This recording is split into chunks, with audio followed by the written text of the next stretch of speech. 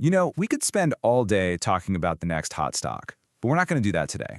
Instead, we're going to focus on something way more important, your personal financial blueprint.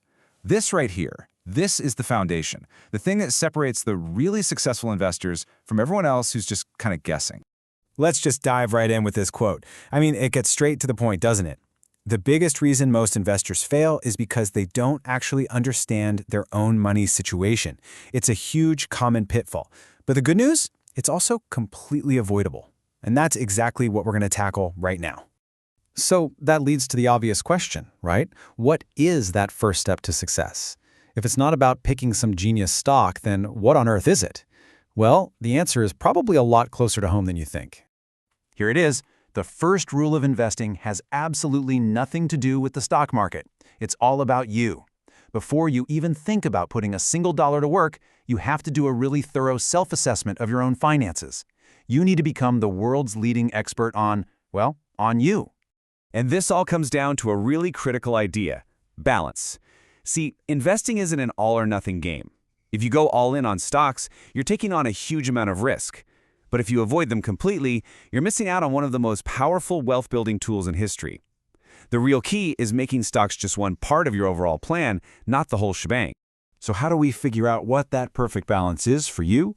Well, it all starts with building the foundation of your financial blueprint.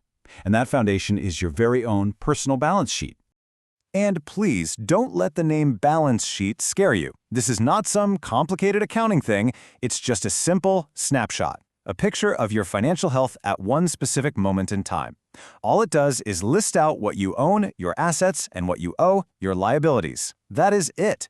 But hold on, before we even list a single asset, there's one step that is completely non-negotiable. You must have an emergency fund. I'm talking 3 to 6 months of your essential living expenses sitting in a safe, easy-to-access account. And let me be crystal clear, this is not investment money. This is your financial life raft. Okay, so once that safety net is in place, we can move on to step 2, listing out your assets. And an asset is really just anything you own that has value. The trick here, though, isn't just to make a list. It's to list everything in order of its liquidity. So what in the world is liquidity? It's just a fancy word for how fast you can turn something into cold, hard cash. The money in your checking account, that's as liquid as it gets.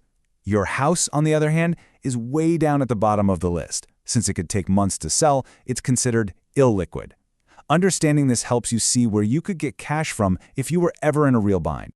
All right, next up, we have to face the music and look at the other side of the coin. Step 3 is listing your liabilities. This is every single dollar you owe to anybody else. And look, the most important part of this step is being brutally honest with yourself. Get it all down: credit cards, student loans, that car payment, the mortgage, everything. Now, your debts are usually going to fall into one of 2 buckets. You've got unsecured debt, like your credit card. There's no thing backing it up, which makes it pretty risky for the lender. And that's exactly why they can slam you with those crazy high interest rates. Then there's secured debt, like a mortgage. That's backed by an asset, in this case your house. If you don't pay, they can take the house, which means it's less risky for them and you get a lower interest rate. Okay, now for the fun part.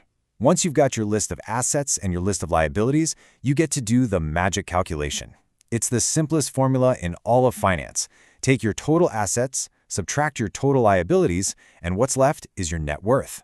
This one number is the clearest, simplest indicator of your financial health.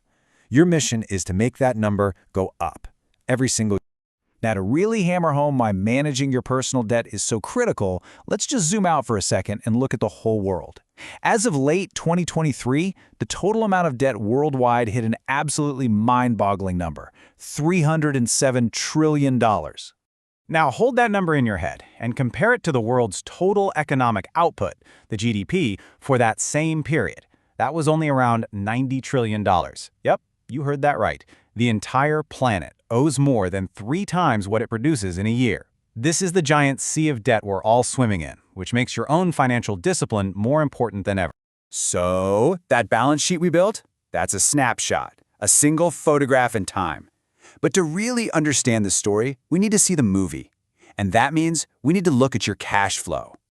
Think of cash flow as the heartbeat of your finances. It's just the movement of money, what's coming into your accounts versus what's going out every month. And here's the bottom line. If you want to have any money to invest, you have to have a positive cash flow. More money has to be coming in than going out, period. This is the fuel for your entire investment engine. And figuring it out is actually a pretty simple 3-step process. First, add up all the money you have coming in each month. Second, add up every single thing you spend money on. And third, just subtract your total outgo from your total income. Whatever is left over, that's your net cash flow. Now, this is where it gets really powerful. When you actually see your spending laid out on a chart like this, it can be a massive eye-opener. I mean, when you're forced to look at exactly where every dollar is going, you almost immediately start to see places where you can cut back a little and free up more cash for your investments. Okay, so you've done the hard work. You've got your balance sheet, you understand your cash flow, you've gathered all the data. Now it's time to connect those dots and build the master plan. It's time to give all that data a clear purpose. And the absolute key here is matching your investment to your timeline. So for example, stocks are generally a terrible choice for short-term goals, like, say, a down payment on a house that you need in 18 months. The market's just way too unpredictable. But for long-term goals like retirement, things that are 5, 10, 20 years down the road, well, that's where stocks become one of the most powerful wealth-building tools ever invented. This all leads us to one final, really vital question you have to ask yourself about how you see your money. It's time to decide which role you're going to play. Are you an investor, a saver, or a speculator? And it is so important to know the difference. Saving is all about playing it safe, slowly accumulating money with very little risk. Think of your emergency fund. Speculating? Let's be honest, that's basically just gambling. You're chasing quick profits and you're taking on massive risk. But true investing sits right there in the middle. It is the disciplined, long-term act of putting your money to work so it can grow for you in the future. Knowing which game you're playing is absolutely everything. So, there you have it.